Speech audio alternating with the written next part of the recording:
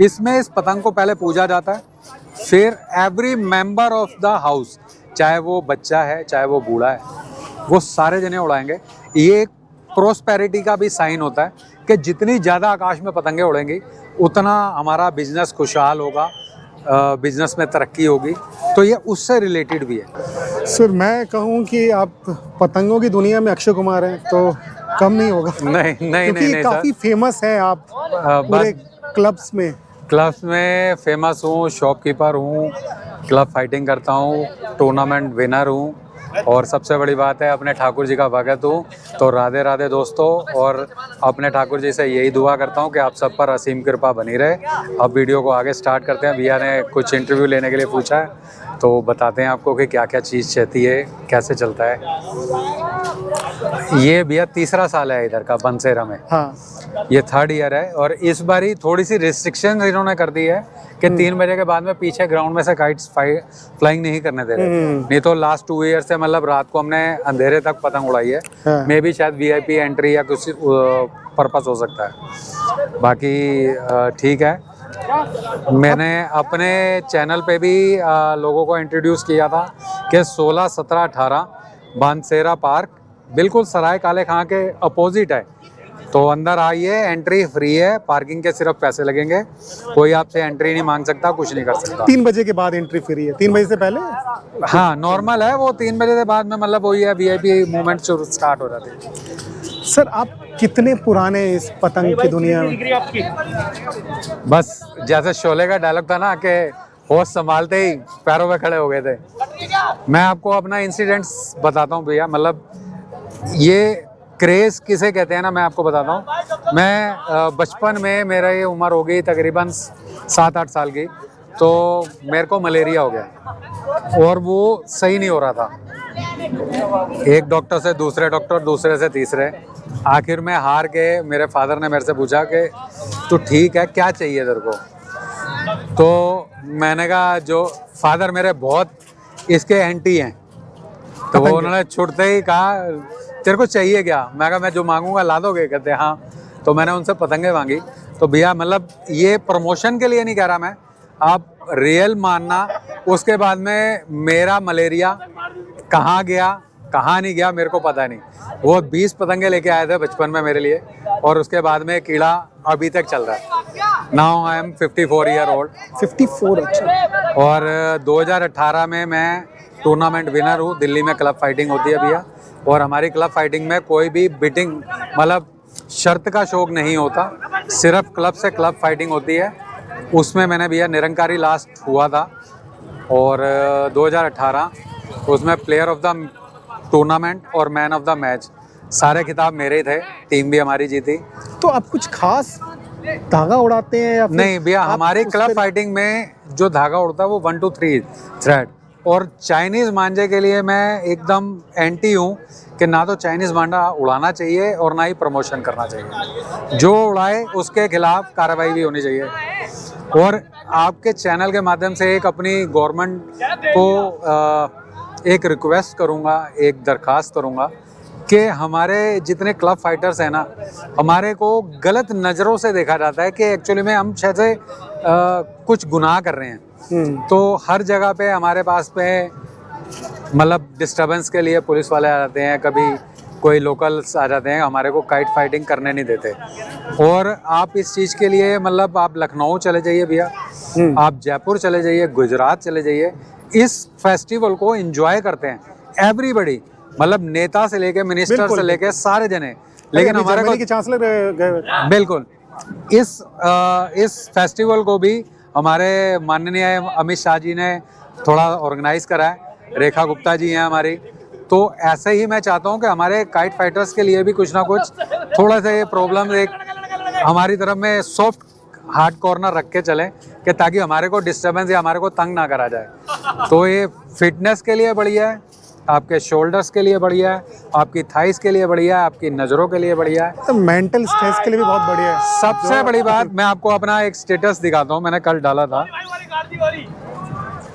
तो वो इतना अच्छा स्टेटस लगा मेरे को, तो मैंने अपने उस पर डाला है। अब हट गया, मैं आपको दिखाता हूँ। मेंटल स्ट्रेस एकदम खत्म ही हो जाता है यहाँ पे। जो देखो भैया इसको जरा जूम करना। साल भर स्मार्टफोन चलाकर झुकी हुई गर्दन सीधा करके पतंग उड़ाने का अवसर देने वाले अद्भुत त्यौहार मकर संक्रांति में आप सब वाह वाह से हो। तो ये काइट फाइटिंग क्या है बच्चों के लिए जो इंडोर में बैठ के सिर्फ मोबाइल चलाते हैं ना भैया, उनसे छुटकारा मिलता है मोबाइल से। फिजिकल एक्टिविटी मिलती है, बच्चा फिजिकल ट्रेंड होता है, फिजिकल एक्टिव होता है, तो उससे मसल्स डेवलप होती है, हाइट डेवलप होती है। जो छोटे बच्चे हैं अगर जो पतंगबाजी करेंगे, आगे आप पतंगबाजी करो, इसको एंजॉय करो। This is not a bad, मतलब इसको बैड प्रोफेशनल नहीं है, बिल्कुल बिल्कुल बिल्कुल। इसको एंजॉय करो। आप देखो आप पब्लिक कितना, ये जो एंजॉयनेस है ना, इसका कोई अनमोल, मतलब जितना मर्जी मोल लगा ले, इसका कोई वो नहीं है। आप किस तरह के मांझे इस्तेमाल करते हैं या कोई ट्रिक लगाते हैं जो आप टूर्नामेंट जीत जाते हैं? भैया ट्रिक, एक्सपीरियंस, स्किल जिसे कहते हैं ना, स्किल। एक्चुअली में क्या है, लोग मेरे पास में आते हैं कि भैया मेरे को ऐसा मांझा दे दो जो कटे ना।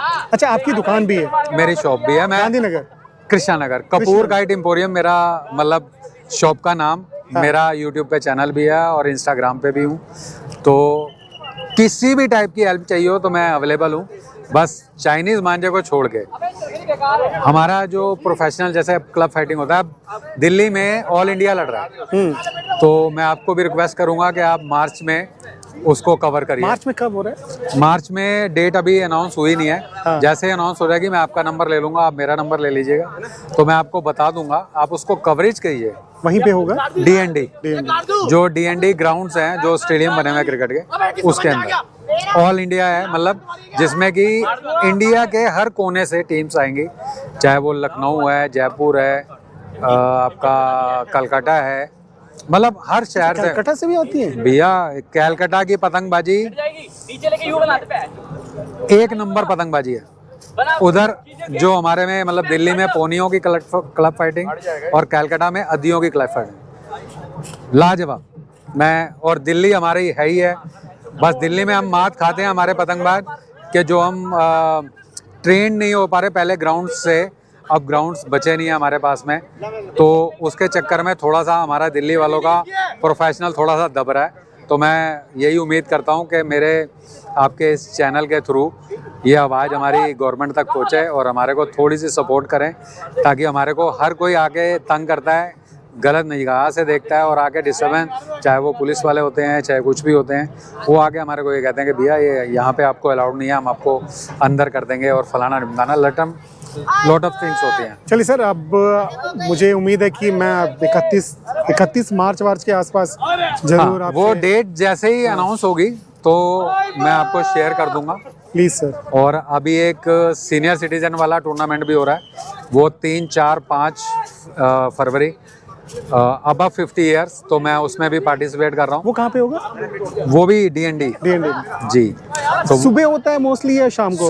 सुबह 10 बजे से मतलब टाइमिंग स्टार्ट है, तो 10 के 11 बजे मैक्सिमम हर जिनकी एंट्री होती है वो 11 बजे तक ग्राउंड में पहुंचना होता है। अगर जो आप नहीं पहुंचते तो आपको वॉक ओवर दे दिया जाता है कि यू आर लेट, तो get out from this festival season. तो इस चीज़ का ज़रूर ध्यान रखते हैं।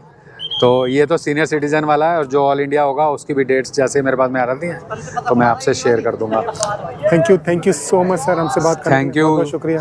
Thank you sir, thank you so much to you के एक कवरेज करी। मैं तो ये चाहता हूँ कि इस शो को जो गंदी निगाह से देखा जाता था, अब आप एक बारी भैया मतलब इधर से लेकर उधर तक कैमरा घुमाइए। नहीं, बहुत सारे लोग हैं, बहुत सारे लोगों के साथ साथ भैया ये मतलब जो जेंट्री है ना, ये एजुकेटेड जेंट्री है, जो यंगस्टर हैं वो इधर आएंगे तो वो फिजिकल फिट होंगे।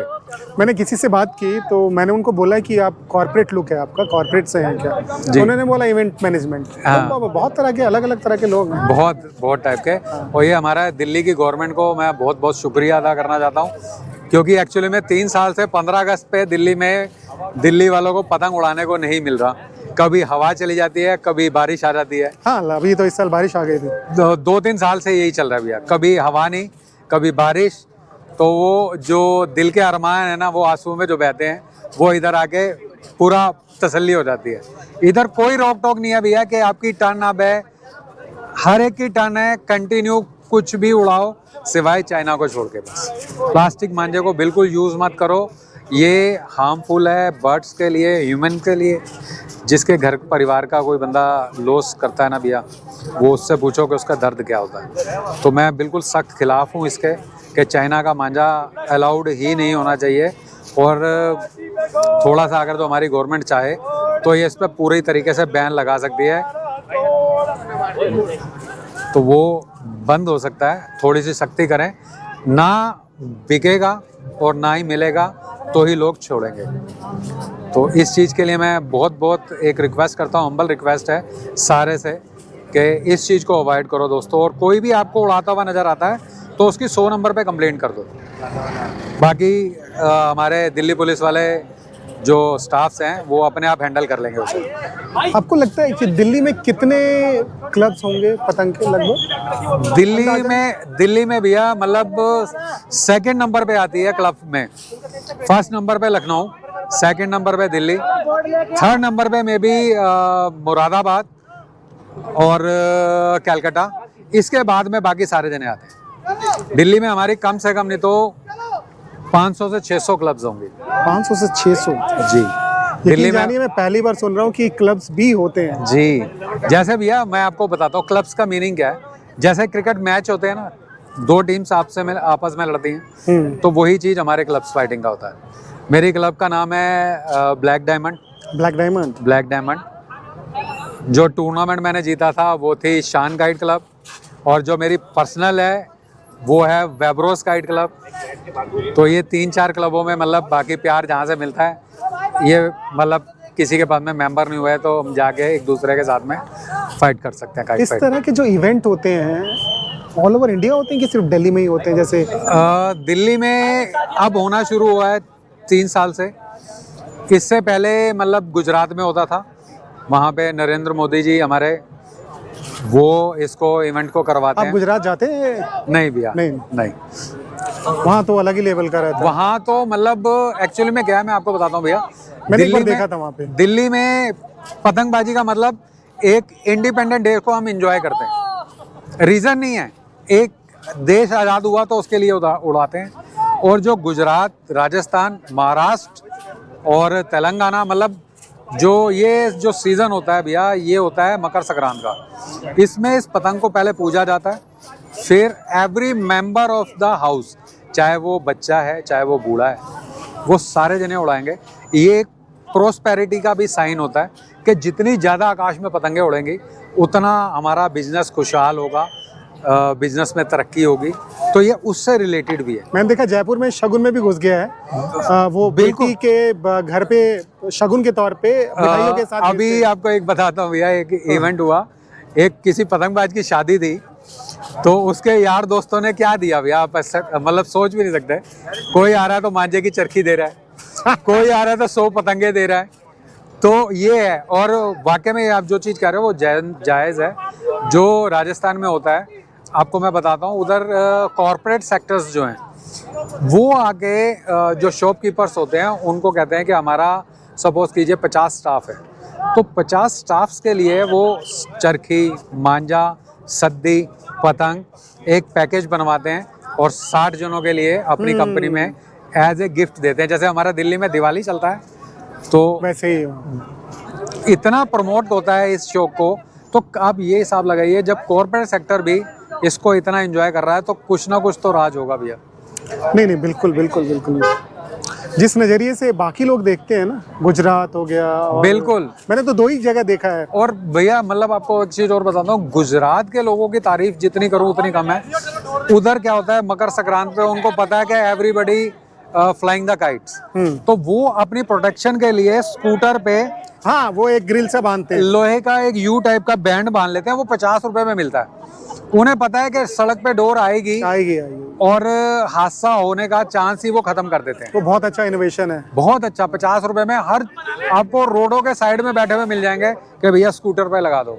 तो मैं चाहता हूँ कुछ ऐसा अगर जो मेरे को भी मिला, मैंने लास्ट ईयर भी ढूंढा था, मेरे को मिला नहीं। अगर जो मेरे को मिला तो वो मैं कोशिश करूँगा अपना दिल्ली में कि 15 अगस्त के आसपास भी वो प्रोटेक्शन के लिए उसको लगा के चलें, टू व्हीलर्स वाले खास तौर पे भी। क्योंकि दिल्ली में भी एक दो घटनाएं हो ही जाती हैं। मेन क्या एक्चुअली में भैया, दिल्ली जो है आपको पता है एक शहर है और हाईवेज मतलब ऐसा है, स्पीड पे लगाम रहती नहीं है। तो जो चाइना है भैया वो नुकसानदायक है। हमारा कॉटन थ्रेड आपको नुकसान नहीं पहुंचाएगा। बाई चांस वो रोड पे अगर जो होगा भी ना, तो स्कूटर या बाइक अगर जो निकल रही है तेज, तो अगर जो अटकेगा ना तो वो अटक के टूट जाएगा। ये एक्चुअली में टूटता नहीं है, ये घुस जाता है, रेत देता है पूरा। तो इसलिए मैं इसके बहुत सख्त खिलाफ हूँ कि गवर्नमेंट को इसके लिए बहुत सख्त कार्रवाई करनी चाहिए। जो जो बेचे उसको पकड़ो, उसको मतलब जो कर सकते हो वो करो, कि ताकि वो उसका हाल देख के दूसरे जने भी ना कर पाए। चलिए सर, बहुत बहुत शुक्रिया, इतनी लंबी बात की आपने। आप अब दिल्ली में कहाँ पे हैं? मेरा भैया कृष्णा नगर, दिल्ली 51 है, नियर गीता कॉलोनी, मतलब रामलीला ग्राउंड। तो इधर आ जाएंगे तो मेरे से कॉल कर लें, मेरे को कांटेक्ट कर लें। इंस्टाग्राम पे भी हूँ, यूट्यूब पे भी हूँ। और अब भैया भी मेरा नंबर, अगर तो मैं रिक्वेस्ट करूँगा कि मेरा कांटेक्ट नंबर डाल देंगे तो आप मेरे से कांटेक्ट कर सकते हैं भैया। Thank you so much sir. Welcome sir, welcome. It's my pleasure to meet you.